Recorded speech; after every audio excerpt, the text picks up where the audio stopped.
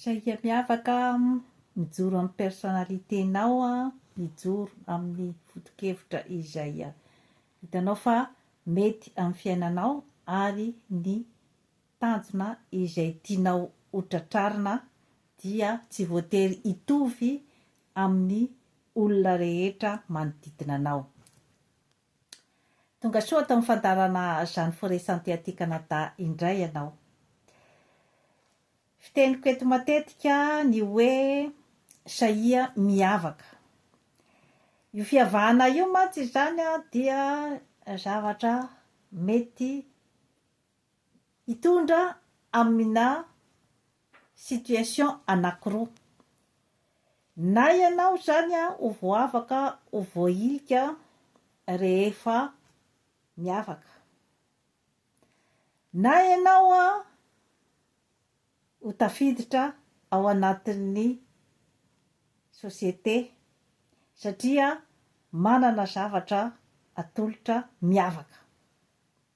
Izay zany no tena risika goavana de goavana ao ambadik'ilay hoe miavaka. Ka rehefa matahotra an'izay karazana jugement ny sosiete izay zany, na ny hoe ny fitsaram-bahoaka, ny olona iray indrindrandrindra ny tanora izany dia manana an'ilay tendansy hiditra anatina gropy izay hoe mitovitovy daholo zany ny firea-kevitra izay ao amin'ny gropy, mitovitovy daholo ny fomba fanao, mitovitovy daholo ny fomba fisainana, mba tsy hampisy an'izay hoe resaka tora-bato izay dia matetika ny olombelona izany dia miditra ao anatin'izay ataontsika hoe système amina resaka gropy izay. Mahatsara ve sa tsy mahatsara antsika olombelona izay hoe manara-dreny rano ao anaty gropy izay? Ny zavatra hita aloha araky ny fikarohana dia ny hoe isika olombelona samy manana ny maha-izy azy daholo, samy manana ny zavatra mampiavaka azy, samy manana ny talenta mampiavaka azy. Eny fa na dia ny kambana aza dia tsy mitovy ny empreinte digitale. Io mantsy izany dia mampiavaka ny olombelona tsirairay avy. Ka ao anatin'izay empreinte digitale izay koa zany dia ny fanananao ny talentanao manokana, ny maha-izy azy anao manokana. Saingy sarotra dia sarotra zany ny mijoro amin'izay hoe personnalité anao izay. Sarotra dia sarotra ny mijoro amin'izay hoe maha-izy azy anao izay. Satria araky ny voalazako teo izay mety ho tora-bato no ho azonao. Ity zany misy ohatra iray izay mopera rasta, zay zany moa zany no surnom satria izy zany dia mopera manao volo rasta. Tokana dia tokana izany modèle izany eran'izao tontolo izao. Nataontsika fotsiny hoe na ao Afrika na aty Madagasikara dia izy ihany aloha hatramin'izao no mbola sahy nijoro tamin'izay hoe mopera manao rasta. Tsy iza moa izany fa i Père Éric Raharivelo no tena anarany. Théologien izy bibliste, écrivain, mpanoratra ary mpampianatra mpikaroka ao amin'ny UCM na ny Université Catholique de Madagascar, izay nanao karazana interview tao amin'ny televisionna iray. Nanaitra dia nanaitra ny zavatra nolazainy ary voasambako koa moa zany nahitan'izany mopera manao rasta.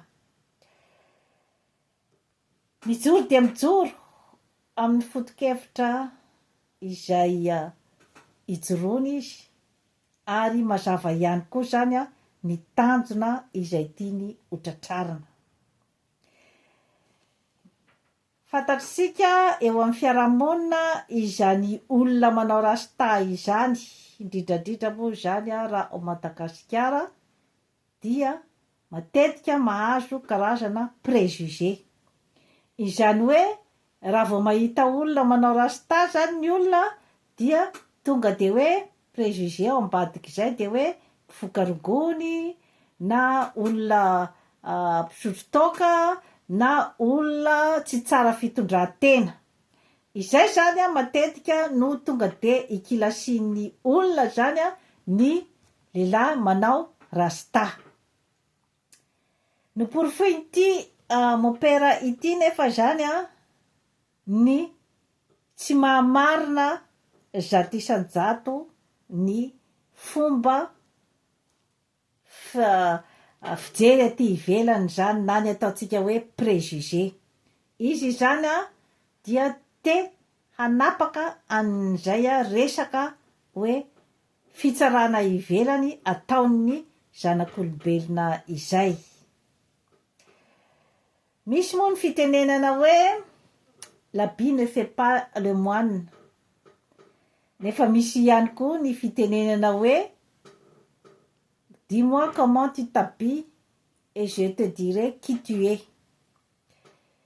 Izany hoe ny fanoharana voalohany zany hoe l'habit ne fait pas le moine dia milaza hoe tsy ny fombafomba fitafin'ny olona ty ivelany akory no afaka hitsaranao zato isan-jato ny toetran'ny olona io.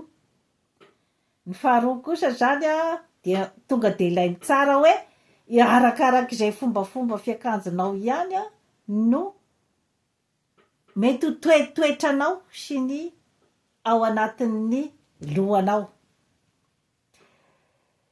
Misy karazana fahamarinana daholo zany na ny ohatra tamin'ny voalohany na ny ohatra faharoa zany. Misy samy mahamarina azy daholo satria isika olombelona dia manana n'izay karazana tendansy izay zany ny amin'ny hoe tonga de mitsara olona aty ivelany. Nazavay ny mopera rasta zany ny hoe inona ny antony nahatonga azy nanao ny rasta izany na de hoe mitondra ny profession mahapretra azy. Satria tokoa manko zany ny pretra rehetra hitantsika hatramin'izay aloha zany dia olona izay hoe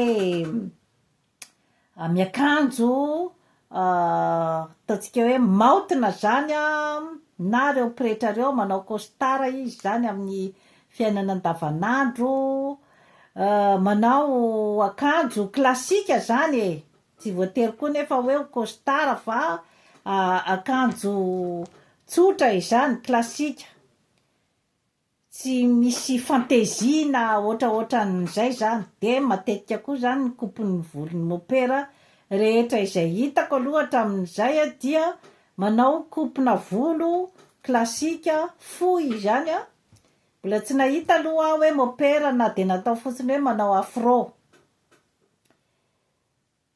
Kanefa inona zany no nahatonga anty mopera Erika Raharivelo ity ny safidy ny anao rasta.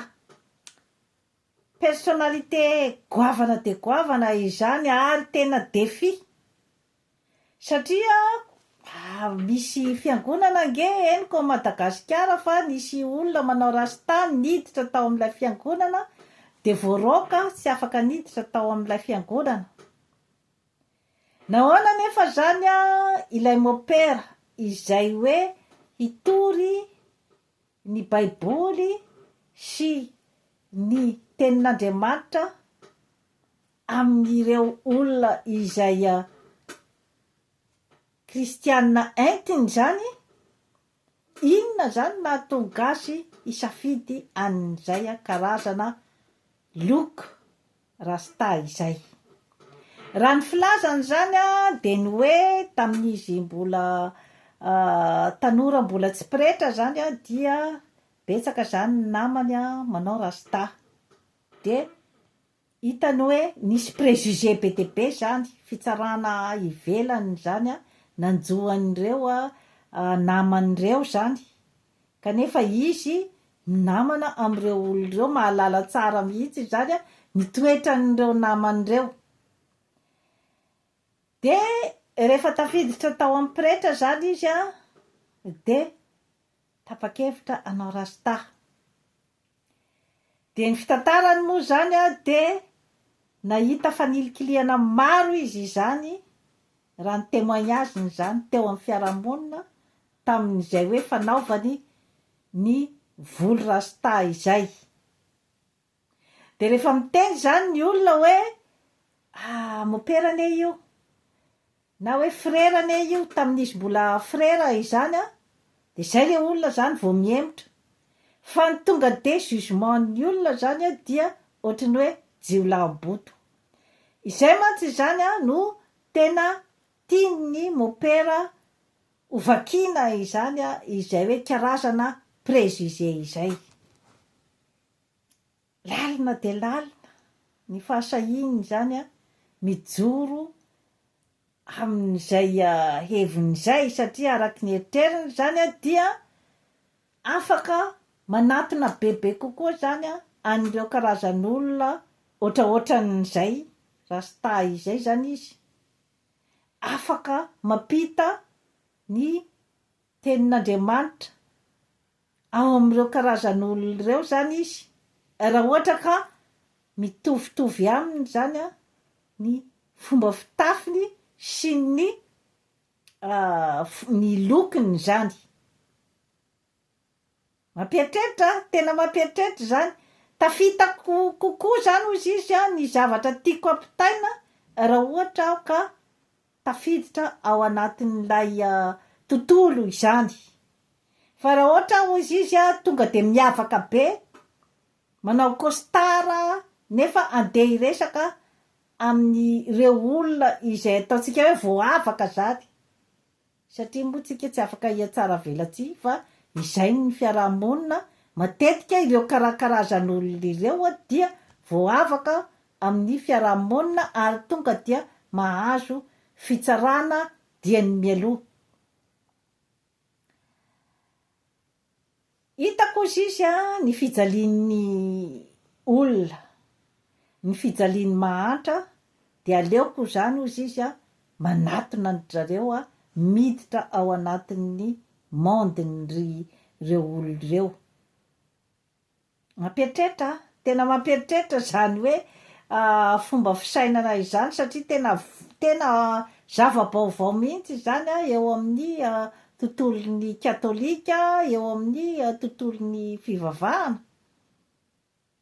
izay hoe karazana filôzofia izay ary tena hoe ao anatina resaka créativité no tena hoe fijeriko zany a ny safidiny raisiny amin'ny maha enseignant chercheur azy dia manana koa zany izy a an'ilay karazana curiosité izay zany no tena fijeriko an'le izy zany satria mangetaeta zany izy a afantatra bebe kokoa ny fomba fiainan'ireo olona izay voailika ao anatin'ny société izany milaza izy fa efa niasa tany amin'ireo voafonja izany dia efa niasa koa zany izy a teo anivon'ireo mpivarotena izay karazan'olona rehetra izay zany dia olona voailika eo amin'ny société kanefa rehefa tena tafatsofoka tao zany a izy niara-niaina tamin'ireo olona reo de mahita fa tsy misy olombelona ratsy zato isan-jato ary raha te hanova olona de tsy ny fanilikiliana azy no ahavitra azy kokoa eo amin'ny fiainany fa vao mainka ara ny fanilikiliana azy ampihitsoka anazy any amin'ny aizina fa ny fiainona sy ny tsy fanananao karazana jugement izay atoraka ao any aminy, izay mantsy hoe le non jugement zany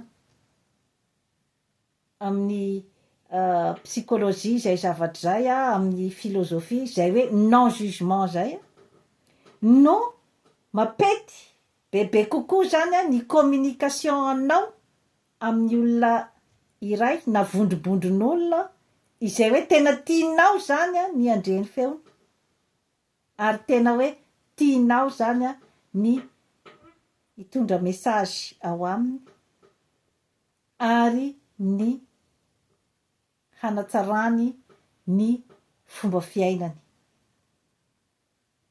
Lalina de lalina mihitsy zany raha ny hoe zavatra tantarain'le mopera zany hoe be de be ozy izy ny hoe toerana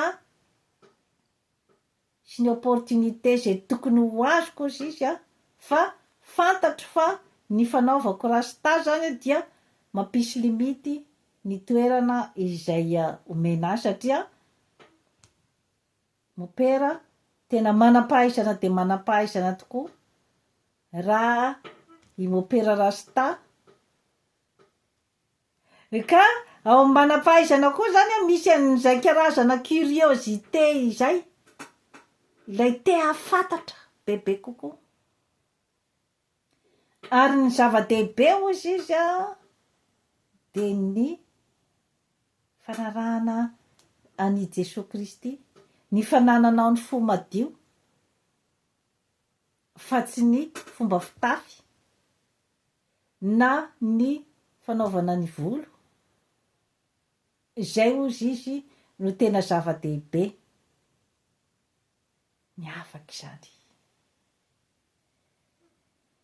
Raha ny tanora malagasy ankehitriny no sahy mijoro amina foto-kevitra ohatraohatran'ny mopera rasta ary nilaza koa izy fa mankafy any Bob Marley ary nilaza koa izy fa ao amin'io foto-kevitra izay entin'ny rastamanina ireo zany dia misy karazana révolution satria ireo olona ireo dia olona izay voailika ary mahazo karazana préjugé betsaka de betsaka zany eo amin'ny société. Ny rastamanina moa zany dia amin'iny partie-ny Jamaïque iny zany any zany tena hoe betsaka an'ireo karazana rastamanina ireo ary misy foto-kevitra entin'ireo satria ireo zany ilay olona izay nianjeran'ny fanandevozana tamin'izany andro zany ny razambeny dia miezaka zany ny taranaka teoriana ny manarina an'izay hoe karazana blessure azo tamin'ny fanandevozana izay dia ny hira ao anatin'ny hira izay ataon'ny zareo zany dia hitanao fa misy karazana filozofia maro dia maro izany no hitanao taratra amin'ny hira ataon'ireny rastamanina ireny. Todika mantsy ny tenako amin'ny tanora malagasy. Ny tanora malagasy amin'izao fotoana izao zany dia tsy de mba sahy loatra mijoro amin'ny heviny zany fa manana tendansy amin'ilay hoe groupe de anatinatin'iny groupe iny zany dia izay filozofia mitondra an'ilay groupe ao zany na tsara na ratsy na mapety na tsy mapety dia mbefa mandreny tenany zany hoe voaray anaty groupe zany ny tanora iray dia mandreny tenany ao izy zany no maheno an'ilay karazana estime de soi-ny sy ny confiance en soi-ny. Kanefa arak'izay teneniko teo izay dia samy nomen'Andriamanitra talenta daholo isika olombelona rehetra fa misy ny mahay namoaka n'izay talentany zay nitondra azy lavitra dia lavitra. Nisy nefa ny tsy nahay namoaka an'ilay talenta satria maro dia maro no mety ho finosin'ilay tsy fahaizana mamoaka an'ilay talenta na ilay hoe tsy manana ny courage satria ao anatin'ilay gropy. Raha vao miavaka kely ao anatin'ilay gropy dia mety ho rejeten'ny gropy. Betsaka amin'ireny tanora mifoka zava-mahadomelona, tanora mirenireny, tanora misotro toaka, délinquant, maro amin'ireny no manana talenta saingy matahotra an'izay hoe ahiliky ny gropy raha ohatra ka mamoaka ny talenta dia aleony zany mijanona ao anatin'ilay gropy. Fifampitaizana no ataontsika eto, eritrereto izay zavatra izay tanora, asa menatra, asa matahotra, ny hiavaka. Raha ohatra ka manana conviction ianao fa iry ny lalana izay tianao aleha, manana conviction ianao fa any no misy ny talentanao, asa matahotra an'izay mety ho vavan'olona na izay jugement ataon'ny olona anao satria misy ny karazana intimidation amin'izay miavaka. Satria misy ihany koa ny zavatra izay manelingelina ny manodidina rehefa ianao miavaka, rehefa ianao tsy mitovy aminy ny fomba fijerinao dia lasa olona menaçant ianao amin'izay satria misy ihany koa amintsika olombelona izay karazana ataontsika hoe compétition izay hoe mijanona any amin'ny subconscience-tsika izay compétition izay.